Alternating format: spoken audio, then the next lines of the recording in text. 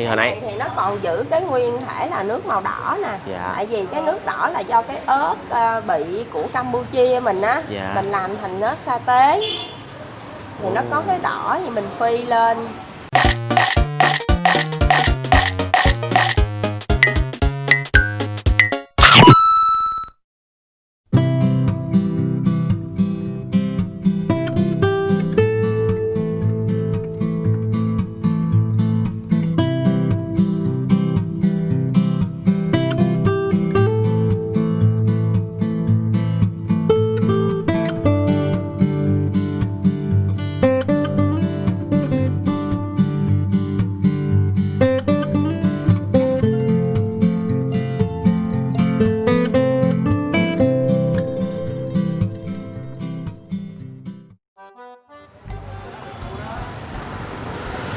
Susede.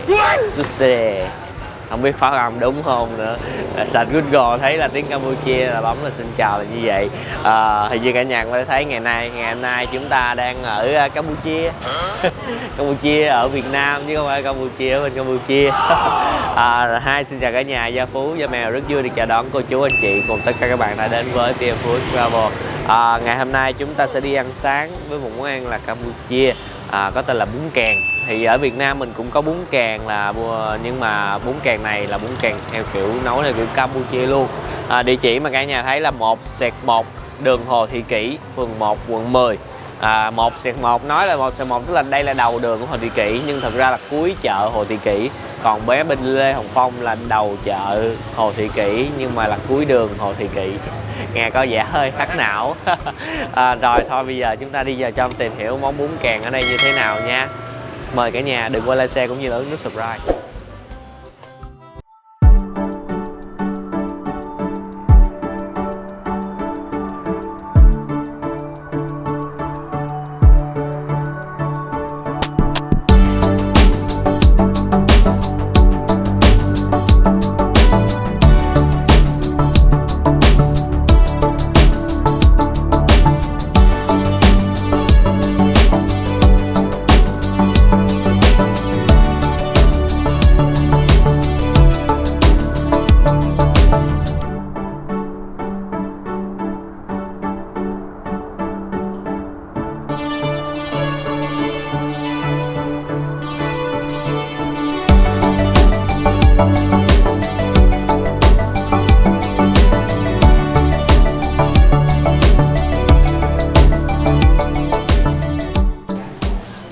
Cả nhà ơi, chị đang bán hình như là tô ở bún cá.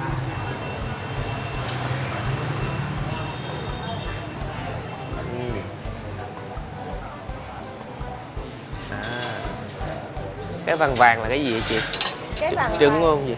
Không, là cá mình để ở trong đây nó thấm cái gia vị á em. Đáng lý là tất cả cá này là nó đâm nát hết trong nồi nè. Dạ.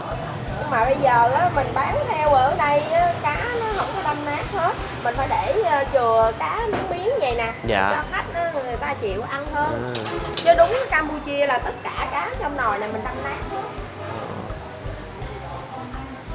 Giới thiệu với cả nhà đây là chị Hà.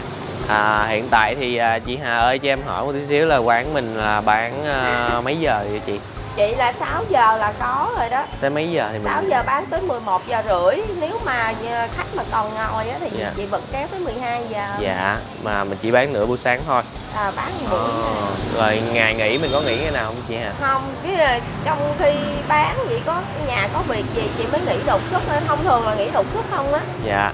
Thì nãy giờ em thấy là ở đây mình có 2 nồi nước lèo, tức là mình sẽ có tất cả là mấy loại bún ở đây chị? 2 loại em. 2 loại luôn. Bún kèn với bún cá. Bún kèn á thì tiếng Campuchia người ta kêu là Nam Gia. Nam Gia. Còn bún cá thì người ta kêu là Num Mình Chóc. Num Mình Chóc.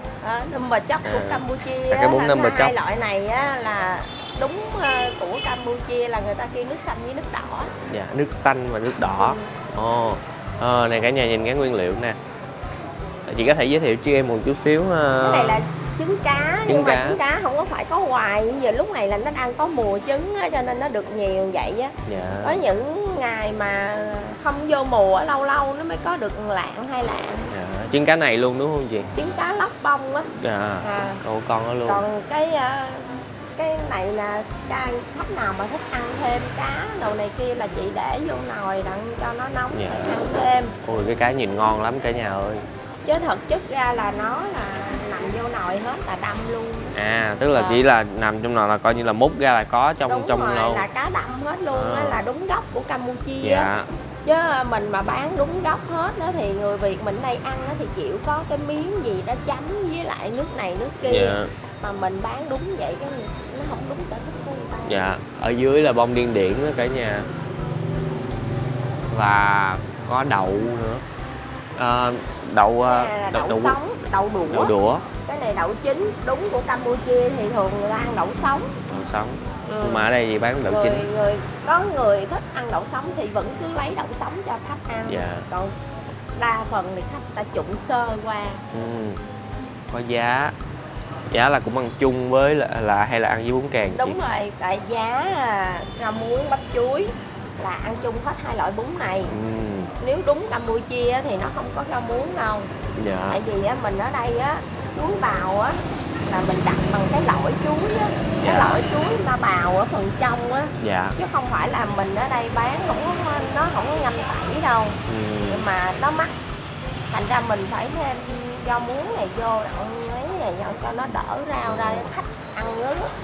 Rau thoải mái luôn là mình cứ cho thoải mái khách ăn. Rồi. Đây, chị Hà ơi cho em xem 2 nồi nước lèo được không chị? Được, đây là cái nước này á là nước xanh, thường là người ta kêu là number chop. Number chop.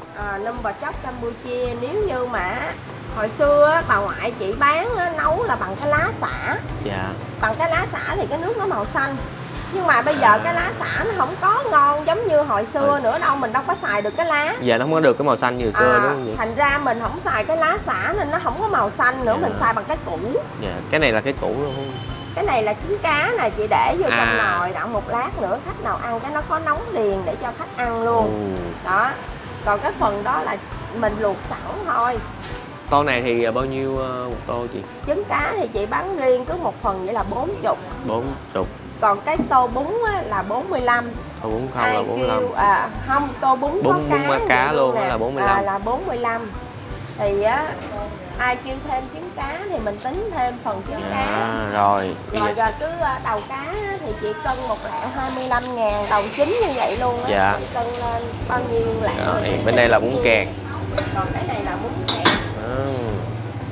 Thì hồi nãy thì nó còn giữ cái nguyên thể là nước màu đỏ nè. Dạ. Tại vì cái nước đỏ là do cái ớt bị của Campuchia mình á. Dạ. Mình làm thành ớt sa tế thì nó có cái đỏ thì mình phi lên. Cả nhà nhìn thấy nó giống cái tôm dum ha cả nhà. Em thấy là có nước cốt dừa nè. Nước cốt dừa không á em. Dạ, nước cốt dừa không luôn. Có điều là mình ở đây mình giảm béo lại. Dạ. Mình giảm béo lại. Với lại giảm cay nữa. Nếu đúng của nó thì cay nữa, béo nữa. Còn mình mà nấu theo mình ở đây thì mình giảm bớt cái độ béo với độ cay. Ở trong có thêm rau khác nữa nè. Đúng rồi. Cái này nhiều rau lắm em. Bún này ăn là coi như là nặng quá trời rau. Là rau á. Dạ. Thì ở dưới đây á là bông súng nè, thúng cây, rồi ngò gai, cần nước, giáp cá. Nếu mà tính chung ra nó thì 13, 14 loại rau lận. Dạ. Rồi nhờ chị Hà làm giùm em một tô bún kèn. Rồi bún kèn. Dạ, nhưng mà cái nguyên liệu là rồi thì cái em thấy nồi nước lèo là không có cái nguyên liệu cá trong luôn. Cái cá đó chị phải vớt ra nè em. Dạ. Này là cá gia vị rồi này kia nó nằm trong đây. Nếu mà chị để hết vô nồi á, dạ. Có khi chị bán á, múc cái đoạn cuối á, toàn là cá này không còn nước lèo nữa. Dạ. Tại nó bị rã ra đó. Còn cái buổi sáng cái tự nhiên nó múc thì nó không được cá này. Dạ. Mà lại nước lèo không à. Cái này cũng là cá lóc đâm ra luôn hả chị? Cá gia vị của nước lèo Campuchia. Dạ. Gia vị của nó thì gồm nhiều thứ lắm. Dạ. Nó có tổng hợp là dừa, nghệ, ghiền, sả, tỏi, rồi ngải, tùm lum ở trong. Nói chung là món á. này thì cái cá này phải được nêm gia vị. Nó đủ thứ gia vị nó Dạ. cùng nấu chung trong cái nồi đó. Rồi chị làm giùm em một tô nha. Rồi mời cả nhà chúng ta xem chị làm tô bún kèn. Bún kèn thì bao nhiêu một tô chứ chị? Cũng 45. Cũng 45 luôn. Chị bán thì cái nào cũng 45 hết á. Tại hai thứ nước nó giống nhau, nó bằng giá nhau. Dạ. Nhưng mà cái cách nấu thì nó khác nhau. Mà cái này á nó không có giống như hủ tiếu, bánh canh nuôi rồi nó để cái nồi nước lèo bự thiệt là bự, cái nó sôi ụt lên như vậy là không được. Dạ. Đúng của nó là nước lèo nó phải tô nào nó sôi nó nóng cái tô đó thôi. Bởi vì cho nên chị để ra tô nhỏ, cái nồi nhỏ. Nồi nhỏ như vậy nè, nhưng mà nó bán tới đâu mình múc ra tới mình đó. Mình chăm thêm. Mình chăm thêm.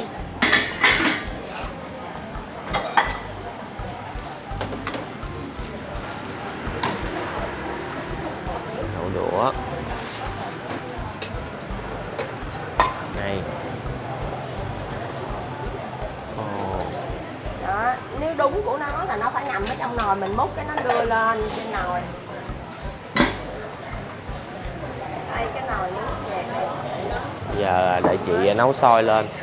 Rồi, sôi rồi cả nhà ơi, chị phải nấu sôi. Cái nước kèn nè là nước cốt dừa. Dạ. Mà nếu mà mình không canh nó á, là cái phần này nó sẽ bị trào lên nè. Có thể mà nước cốt dừa mà cái đầu nó phùng phùng lên nó chuẩn bị sôi rồi đó. Đây thấy không, nó sôi bụt lên luôn rồi nè. Rồi.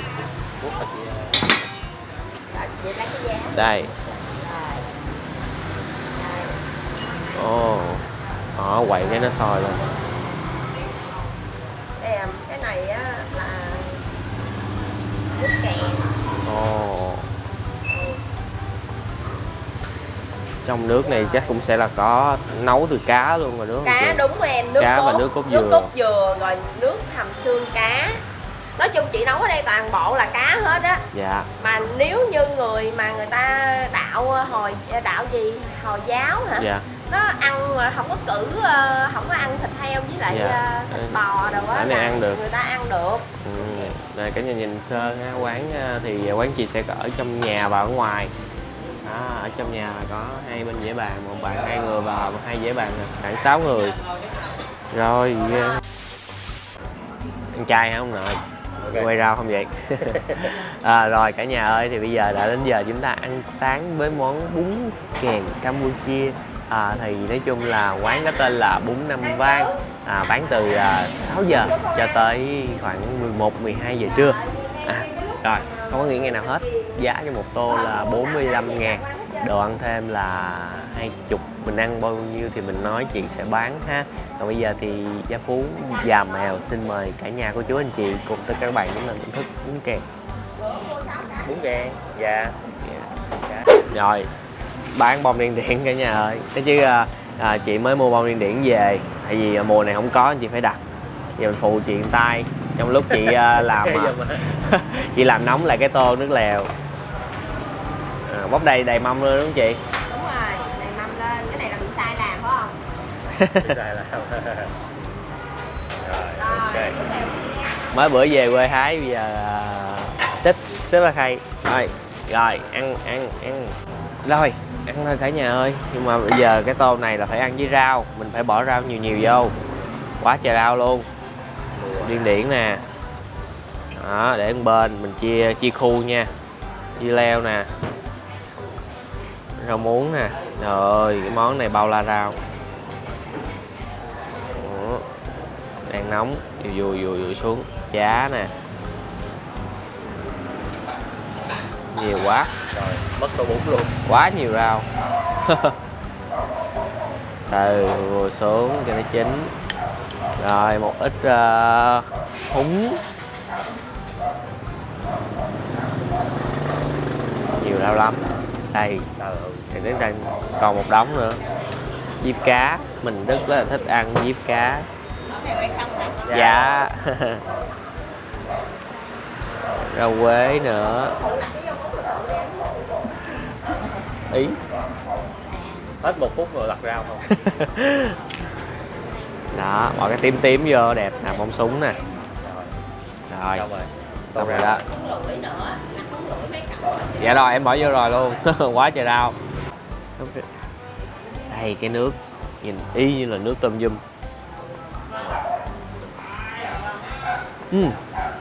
Mùi nó sẽ giống như thì nói chung là có cốt dừa, chúng ta sẽ giống như đi mà ăn ốp len xào dừa, cái mùi nó sẽ giống vậy, nhưng mà ở trong đây nó sẽ có cái hậu vị của cái mùi cá, hầm xương cá nữa.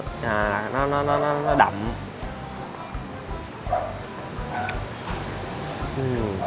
Ngọt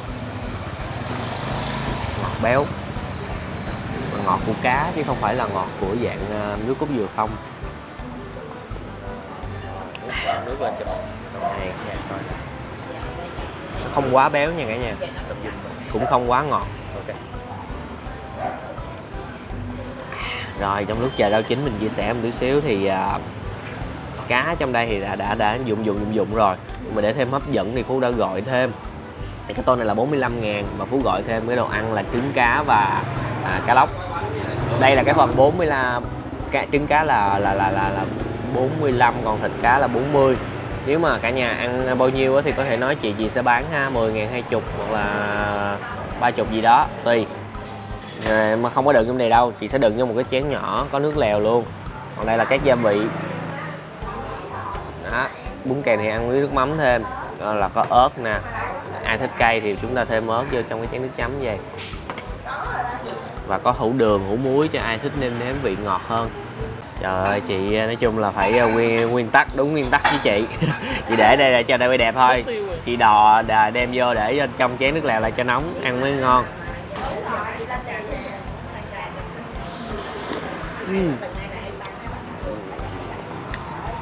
Cái này là nước tỏi thôi ra.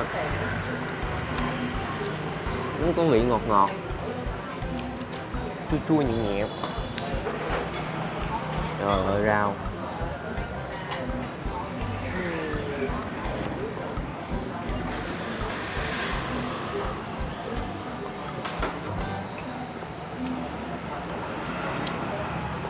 nóng thiệt.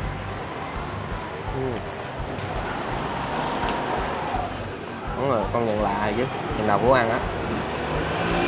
Nó có những cái bụng cá, vị nó lạ thật chứ. Ăn không ăn quen, sợ ăn không quen thì nó ngon.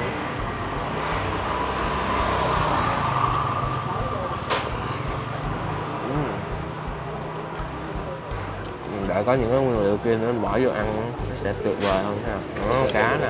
Cái đó là cá đúng không?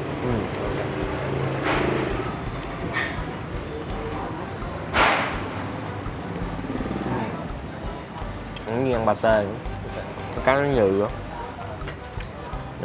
Nó béo. Trời ơi. Ui, đợi dĩa Cảm ơn chị chu đáo quá. hấp dẫn ha. Đó nha. Nãy Phú nói lộn là trứng cá là 40 nha, thịt cá là 45. Bỏ vô đây luôn cho nó hoành tráng hấp dẫn. Cái món này mày ăn được nè, tại vì đâu có mùi mắm đâu. Đưa có mùi cá. Mày không ăn cá. Đó, bỏ thêm vô. Là một miếng bún dưa leo súng.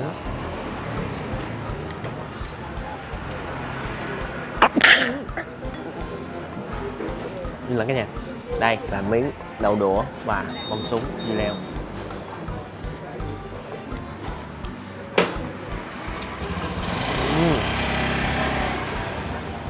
Nó thật sự rất nhiều hương vị nữa nha. Những cái hương vị của rau á, cái vị ngọt và cái bông súng á, có nước trong nữa, ngọt lợ. Và cái đậu đũa chát nhẹ. Cái này có dưa cá nữa là thơm nữa. Đó. Trứng cá, trời ơi, không? chấm.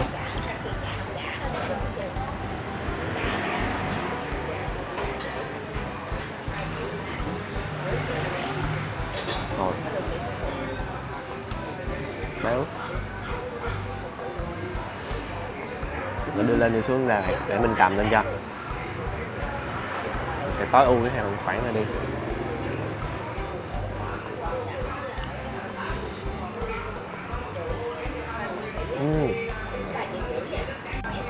Nước mắm vẫn ngọt ngọt.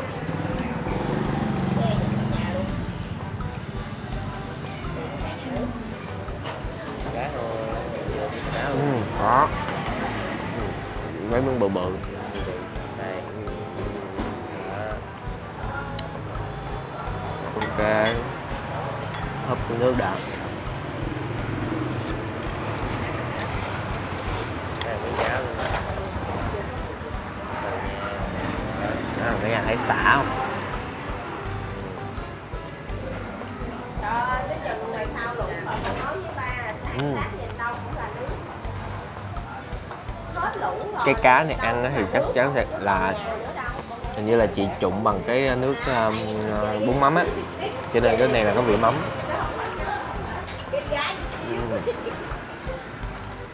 Có thêm cái vị mắm nữa, đậm đà. Nói chuyện phải tìm một cái địa điểm mới nói chuyện nó mới tạo ra con người mới. Sẵn tiện để mình thử cái nước bún mắm. Nè cái nước bún mắm mà, thử cái nước bún mắm được luôn nè.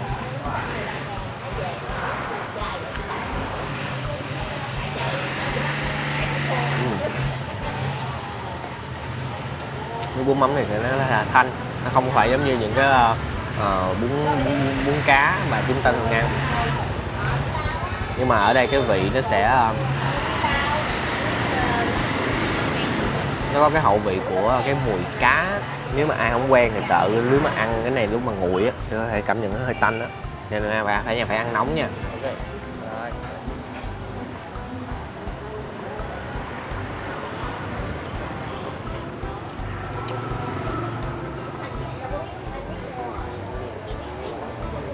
Đúng rồi, nha.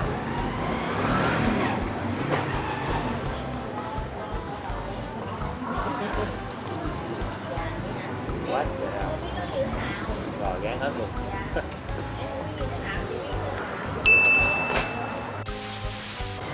Góc phố đó nơi em đứng, giờ đây vẫn đứng ở đây. Ở đầu clip thì bây giờ cuối clip cũng đứng ở đây luôn. Rồi cả nhà ơi, thì ngày hôm nay đã kính chiếu nó dạ nắng rồi. Nói chứ ngày hôm nay đã giới thiệu được món ăn của Campuchia để gửi đến cho cả nhà.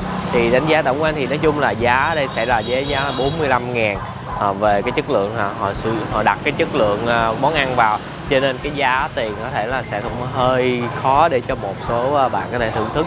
Nhưng mà với 45.000 thì cái chất lượng của tô bún này là có. Riêng về cái món bún cá và thì Phú nếm thử cái nước á, thì nói chung là ở đây chỉ nấu theo thuần cái vị Campuchia luôn, nên có thể là nó sẽ không hề giống như cái món bún mắm cả nhà thường ăn đâu. Cái mùi nó sẽ có thể là đối với một số bạn có thể sẽ cảm nhận là cái mùi nó sẽ hơi khó chịu, khó cảm nhận vô trong vị giác của mình. Còn riêng cái món bún kèn, nước đó là nó béo, nó thanh và nó có cái hậu vị ngọt mặn của cá và nước hầm xương cá. Và đặc biệt là để ăn cái món đó thì rất là nhiều rau nên nó tạo rất nhiều hương vị. Thực ra thì không cần kêu thêm thì ăn cũng được, tại vì ở trong cái bún nó có cá và cũng khá là nhiều, và bún chị cho cũng nhiều lắm, ăn phải no ứ hự luôn á, cho nên cả nhà tham khảo kỹ nha. Rồi, cảm ơn cả nhà đã dành thời gian xem clip. Đừng quên một món ăn ngon sẽ ngon hơn để chúng ta thưởng thức cùng người thân, bạn bè và chia sẻ nó với tất cả mọi người. Xin chào và hẹn gặp lại cả nhà ở những clip hấp dẫn kế tiếp.